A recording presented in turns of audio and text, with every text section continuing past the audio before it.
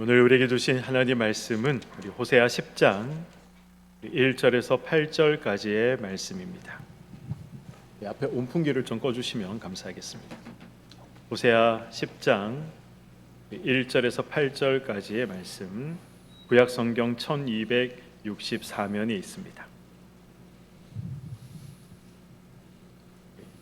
구약 성경 1264면 호세아 10장 1절에서 8절까지의 말씀 교독하도록 하겠습니다.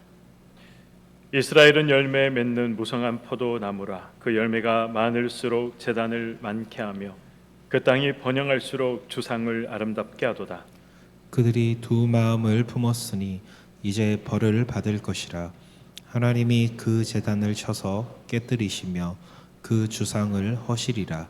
그들이 이제 이르기를 우리가 여호와를 두려워하지 아니하므로 우리에게 왕이 없거니와 왕이 우리를 위하여 무엇을 하리요 하리로다. 그들이 헛된 말을 내며 거짓 맹세로 언약을 세우니 그 재판이 밭 이랑에 돋는 독초 같으리로다. 사마리아 주민이 벳아웬의 송아지로 말미암아 두려워할 것이라.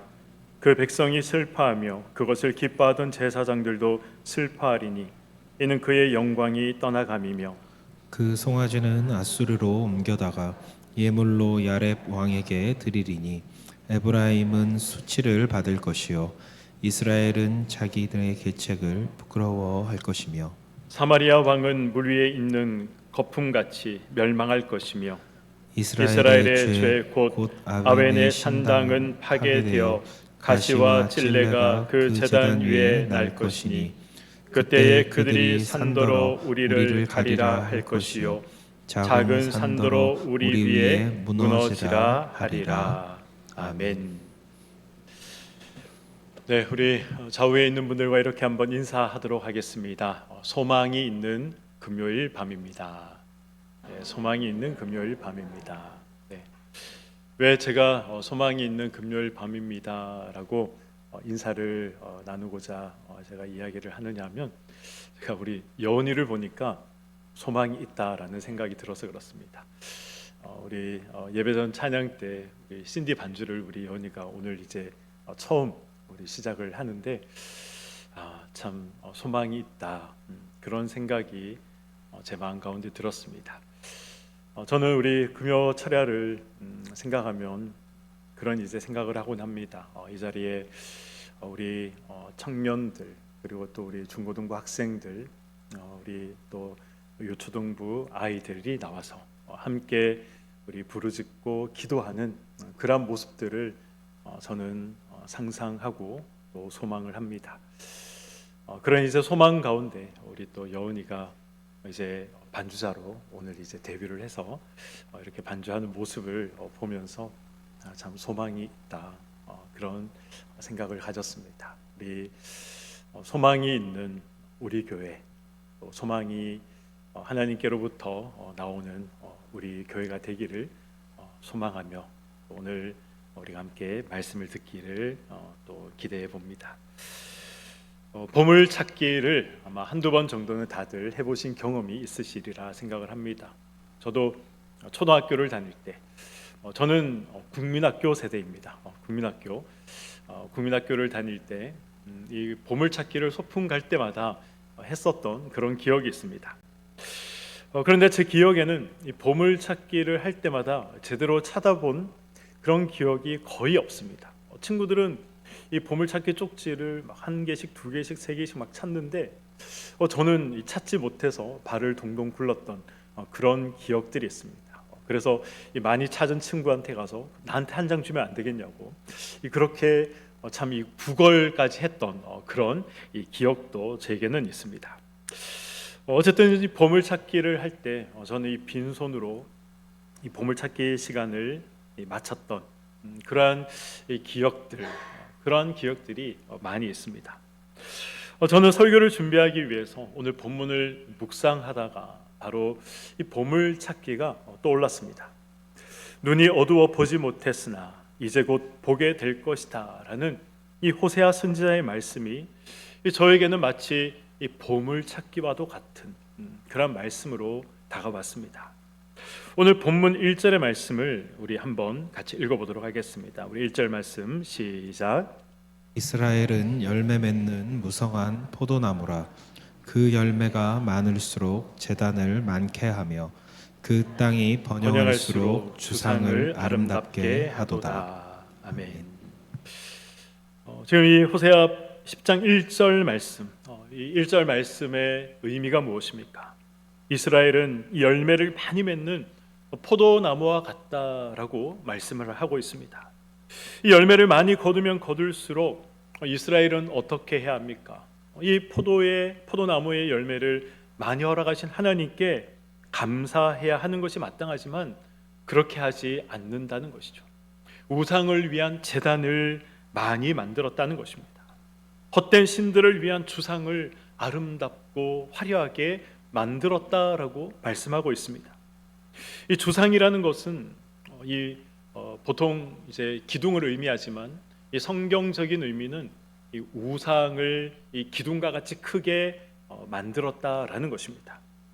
하나님은 이 나무와 돌을 깎아서 세워서 우상을 만들지 말라라고 말씀하셨지만, 그러나 이스라엘 백성들, 이 하나님의 백성들이라고 일컬어지는 이 이스라엘 백성들은 우상을 화려하게 그렇게 나무를 깎아서 돌을 세워서 만들었다는 것이죠. 하나님이 이스라엘 백성들에게 어떤 분이십니까? 그들을 애굽에서 인도해 내신 분이 하나님이십니다. 아니, 그보다 앞서 아브라함을 부르시고 그리고 이스라엘 민족을 이루도록 하나님의 선택받은 민족으로 하나님께서 미리 예비하시고 그들을 부르신 분이 바로 하나님이십니다. 하나님의 백성으로 하나님께서 미리 선택하시고 불러주신 분이 바로 하나님이시죠. 수많은 침략으로부터 하나님은 이스라엘 백성들을 지켜주셨습니다. 사사들과 선지자들과 왕을 세워서 그들을 보호해 주셨습니다. 그렇다면 오늘의 열매는 누구에게 감사해야 하는 것이 마땅합니까? 하나님께 감사해야 하는 것이 마땅한 것이죠. 그러나 이스라엘은 그렇게 하지 않았다는 것입니다. 이스라엘이 풍성한 수확을 얻게 되었다면, 그들의 삶이 평안하고 좋았다면 누구에게 감사하고 누구에게 영광을 돌리며 그래서 누구를 위해서 살겠다라고 다짐하는 것이 옳습니까? 하나님을 위해서 살겠습니다. 하나님께 감사해야 하고 하나님께 영광을 돌리는 것이 마땅한 행동이죠. 그렇게 다짐하는 것이 당연하지만 그들은 그렇게 하지 않았다는 것입니다. 이스라엘이 풍성해질수록 우상을 위한 제단을 더 많이 만들었다. 돌과 나무로 우상을 세우기에, 더 크고 더 화려하게 만들기에 바빴다라고 성경은 기록하고 있습니다. 이것이 1절을 통해 알 수 있는 이스라엘 백성들의 모습인 것이죠. 우상이 무엇입니까? 사도 바울은 이 골로새서 3장 5절에 탐심이 우상이다라고 말씀하고 있습니다. 그렇다면 탐심이 무엇입니까? 무엇을 더 가지고자 하는 이 과도한 욕심, 그것이 바로 이 탐심이죠. 호세아를 강의하면서 제가 몇 차례 말씀드린 적이 있습니다. 이스라엘 백성들은 원래 양을 치는 유목민족이었습니다. 그들은 농사를 짓는 농경민족이 아니죠. 양을 치는 유목민족이었습니다. 그런 유목민족들이 가나안 땅에 들어가서 보게 된 것이 무엇입니까? 가나안 족속들은 양을 치는 유목민족들이 아니라 농사를 짓는 농경민족이었습니다. 이 농경생활을 했던 가나안 족속들에게 이 가장 두려운 것, 그리고 가장 중요한 것이 무엇이었습니까? 그들에게, 농사짓는 그들에게 가장 두렵고 가장 중요한 것은 날씨였습니다. 특별히 이 팔레스타인 지역에는 이 물이 귀하기 때문에, 그래서 그 어떤 것보다 이 비가 언제 내리느냐, 비가 얼마나 내리느냐 하는 것은 그들에게 있어서 생명과도 같은 중요한 문제였습니다. 가나안 땅에 이 비를 주관하던 신이 바로 우리가 잘 알고 있는 바알 신이었죠.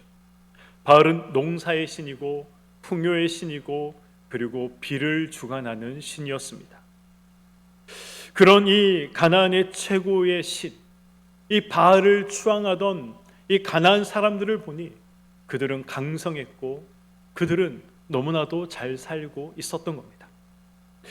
이 가나안에 들어간 이스라엘 백성들이 그래서 바알을 섬기기 시작했습니다.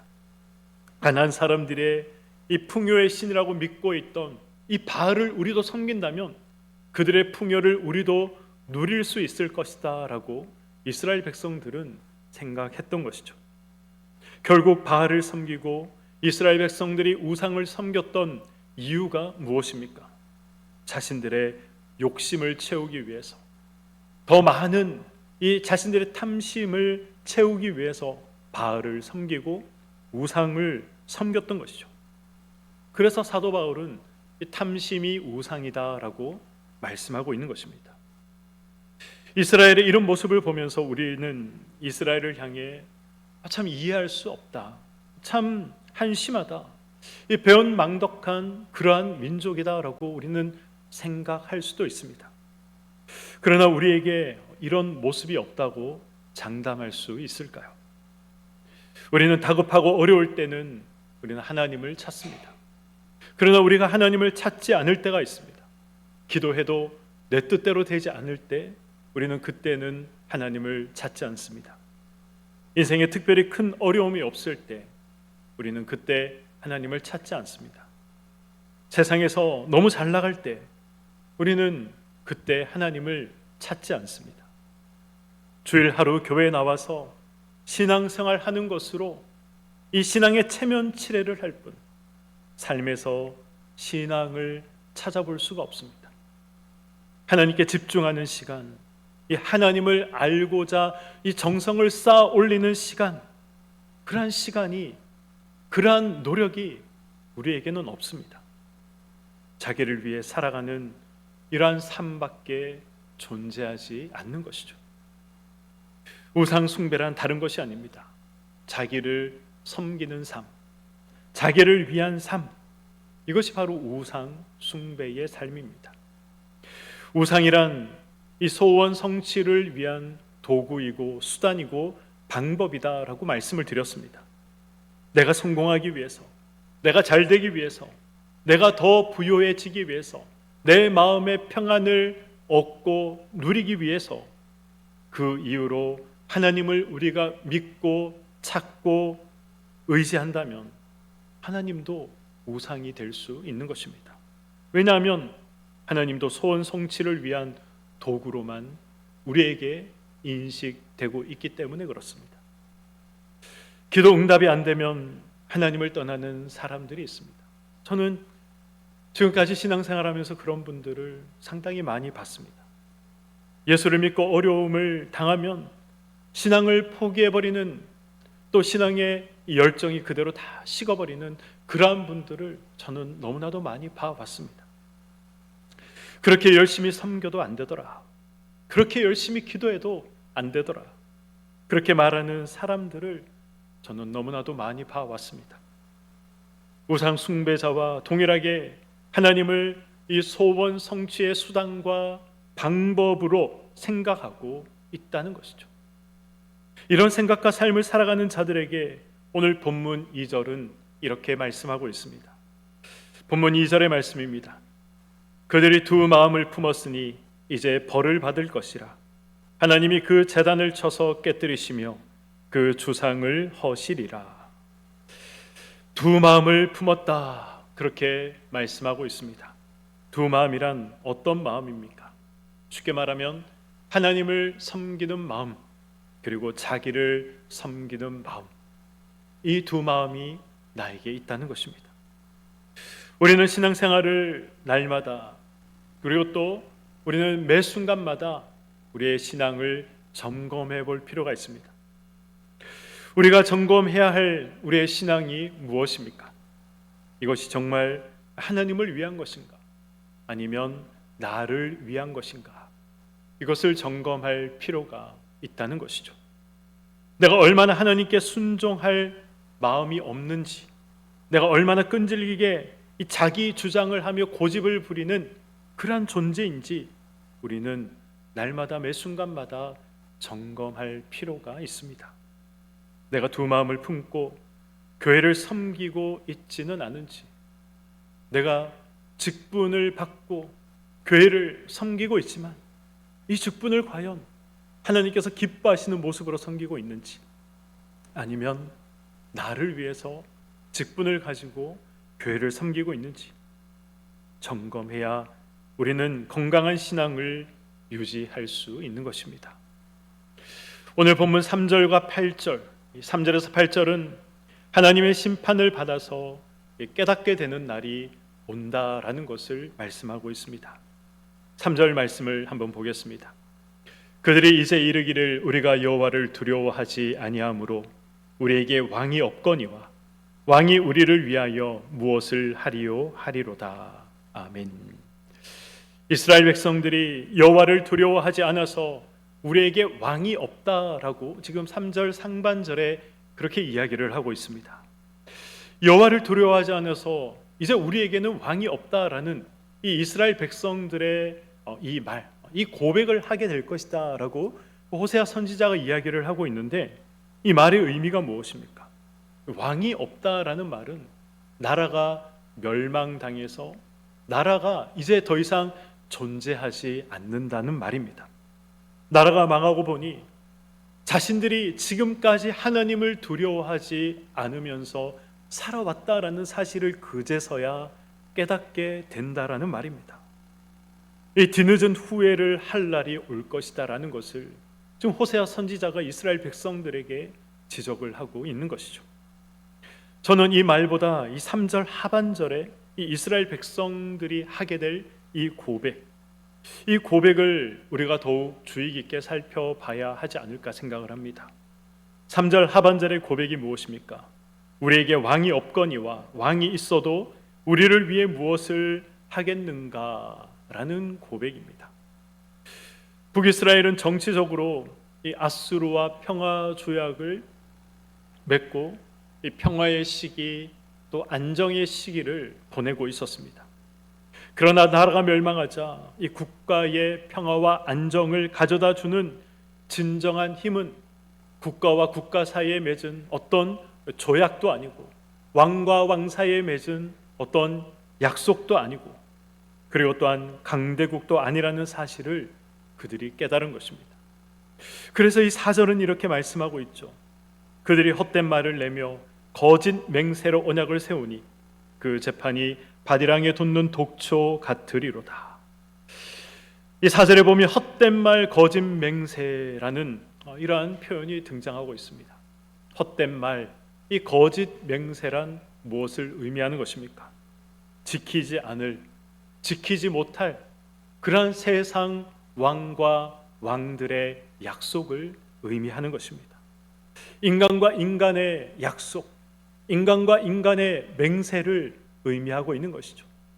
오직 이 약속이라는 것은 하나님께서 하신 약속만이 능히 하나님이 지키실 수가 있고 신실하게 이루어 나가실 수 있다라는 것을 이스라엘 백성들이 이제 알게 되고 깨닫게 된다. 그것을 호세아 선지자가 상기시켜주고 있는 것입니다. 5절에 보면 이 벳아웬의 송아지가 등장하고 있습니다. 그리고 6절에는 이 벳아웬의 송아지가 이 아수르로 옮겨져서 수치를 당할 것이고, 7절에 보면 사마리아의 왕이 누굽니까?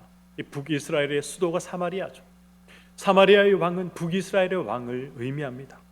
이 북이스라엘의 왕은 물 위의 거품처럼 망할 것이다 라고 7절은 말씀하고 있습니다. 여기서 중요한 것은 이 벳아웬의 송아지입니다. 벳아웬의 송아지. 이스라엘이 남과 북으로 나뉘게 되자 북이스라엘 사람들에게 이 가장 큰 문제가 무엇이었습니까? 하나님께서 이 말씀하신 절기가 있습니다. 반드시 예루살렘 성전에 나가서 하나님 앞에 제사를 드려야 하는 그러한 절기들이 있죠. 무교절, 오순절, 이 초막절, 이러한 절기들은 이 이스라엘 백성 중에 이 20세가 20살이 넘은 남자들이라면 반드시 하나님께 나아가야 하는 그러한 절기였습니다. 그런데 남과 북이 나뉘어지면서 북이스라엘에 살고 있는 사람들이 예루살렘에 갈 수는 없었습니다. 예루살렘에 간다는 것은 이 북이스라엘의 그 왕권, 이때 당시의 왕권은 하나님께서 인정한 사람만이 왕이 될 수 있었죠. 그래서 기름 부음 받은 자만이 왕이 될 수 있었습니다. 그런데 이 북이스라엘 사람들이 다시 이 예루살렘에 간다는 것은 이 왕권이 하나님께로부터 오지 않았다라는 것을 인정할 수밖에 없는 그러한 일이었습니다. 그래서 이 북이스라엘 사람들이 예루살렘에 가서 제사를 드리지 않도록, 하나님 앞에 경배를 드리지 않도록 하기 위해서 어떤 방법을 사용합니까? 북이스라엘 이 제일 북쪽에 있는 단이라는 지역과 그리고 제일 남쪽에 있는 베델이라는 지역에 금송아지를 각각 한 개씩 세우게 됩니다. 그리고 이 금송아지가 이 모세 시대에 모세가 시내산에 올라갔을 때 그들이 했던 말과 동일한 말을 하죠.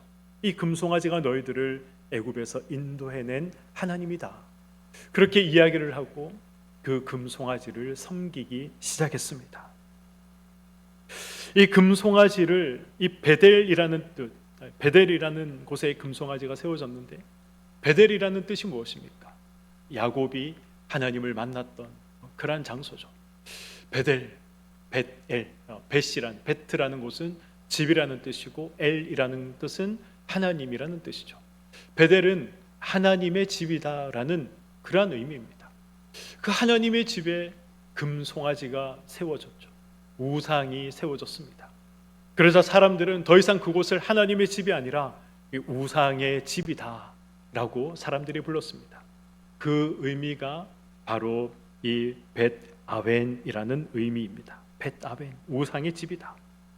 이 벳아웬에 있던 금송아지가 아수르로 옮겨간다라는 이 말은 하나님을 섬겨야 할 이스라엘 백성들이 우상을 섬겨서 멸망당하게 되고, 결국은 그들이 섬기던 이 금송아지를 아수르의 나라가 멸망당하자 빼앗기게 된다라는 것을 말씀하고 있는 것입니다. 북이스라엘 사람들은 우상의 힘을 믿었습니다. 바꾸어 말하면 사람의 힘을 믿었습니다. 인간의 방법이 최고의 방법이다라고 믿었습니다. 인간의 힘이 최고의 힘이다라고 믿었습니다.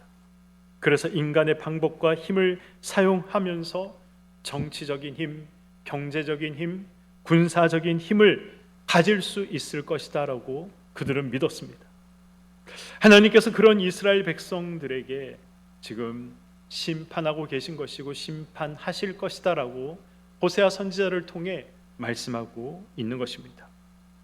하나님은 심판하시는 분이십니다. 그러나 믿는 자들에게 하나님의 심판은 단순한 심판이 아니라는 것을 오늘 말씀은 우리에게 증거하고 있습니다. 3절에 보면 여호와를 두려워하지 않아 우리에게 왕이 없다라는 그들의 이 고백은 하나님의 심판이 믿는 자들에게는 죄를 깨닫게 하는 그러한 은혜의 통로가 된다라는 사실을 우리에게 말씀하고 있습니다. 그래서 하나님의 심판은 이 공의도 포함되어 있지만 하나님의 은혜, 하나님의 사랑도 포함되어 있는 것이죠. 저는 이 3절 말씀, 여호와를 두려워하지 않아 우리에게 왕이 없다라는, 저는 이 3절의 말씀, 이 3절의 고백을 이스라엘 백성들이 하게 될 것이다, 이렇게 호세아 선지자가 지금 예언을 하고 있고 선포를 하고 있는데, 저는 이 말씀이 감사했습니다. 우리에게 내리는 하나님의 징계와 하나님의 심판이 선택받은 자들에게는 심판이 심판으로 끝나는 것이 아니라 하나님의 심판 속에서도, 하나님의 그 공의 속에서도 하나님의 사랑과 은혜가 있음을 오늘 이 3절의 말씀을 통해 저는 발견할 수 있었습니다. 하나님께서 택하신 백성을 징계하시고 심판하신다면 그 이유는 명확한 것이죠. 그 명확한 이유가 무엇입니까? 하나님을 아는 자로 만들어 가기 위해서 하나님은 하나님이 택하신 백성을 징계하시고 심판하시는 것입니다. 하나님을 수단이나 방법으로 아는 것이 아니라 하나님을 하나님으로 알기 원하신다는 것입니다. 하나님이 누구신지 알고 하나님을 아는 지식으로 우리가 채워져 나갈 때, 하나님께서 원하시는 삶을 우리가 살아갈 수 있는 것입니다. 이것이 바로 하나님께서 아브라함을 부르시고 이스라엘 백성을 부르시고 저와 여러분을 부르신 이유인 것입니다. 오늘 본문은 이 잘하면 복을 받고 못하면 벌을 받는다, 그것만 이야기하고 있는 것이 아닙니다. 그렇게 간단한 내용이 아닙니다. 심판 속에서도 하나님은 하나님의 백성을 향한 뚜렷한 계획과 목적이 있다는 것입니다. 오늘 설교 제목이 그래서 이 보물 찾기입니다. 잘 되면 잘 되는 그 일 속에서, 못 되면 못 되는 그 일 속에서 하나님은 하나님의 백성을 향한 선명한 뜻과 계획이 있다는 것입니다. 우리는 그 뜻을 찾고 발견하는데 집중해야 합니다. 하나님의 뜻을 알지 못하면 우리의 삶은 결국 나만을 위한 삶이 되는 것이고, 나를 위한 삶은 결국 망하는 삶이 되는 것입니다. 인생이 힘들고 어렵고 혹시 고통스러운 분이 계십니까? 그 모든 상황 속에서 하나님의 뜻이 있음을 발견하시기를 바랍니다. 하나님께서 하나님이시기를 포기하지 않는 이상 저와 여러분의 삶을 통해서 하나님께서 이루시고자 하시는 그 일을 하나님은 반드시 이루어 나가실 것입니다. 저와 여러분은 하나님의 자녀라는 이름으로 오늘을 또 내일을 주님 앞에 서는 그날까지 하나님은 살게 하셨습니다. 하나님의 자녀들은 이 자기 생각으로 자신의 삶을 이해하면 이해할 수 없습니다. 하나님의 생각으로 우리의 삶을 볼 때 우리의 삶을 이해할 수 있는 것입니다. 이해할 수 없는 일들이 일어나고 어려운 일들이 일어날 때 우리가 해야 하는 일은 하나님께 집중하는 것입니다. 하나님을 알아가기에 더욱더 힘을 쓰는 것입니다. 하나님을 근거로 또 하나님을 통해서 저와 여러분의 삶을 이해하시는 복된 삶을 살아가시는 우리 교회 모든 성도님들이 되시기를 주님의 이름으로 간절히 축원드립니다. 아멘.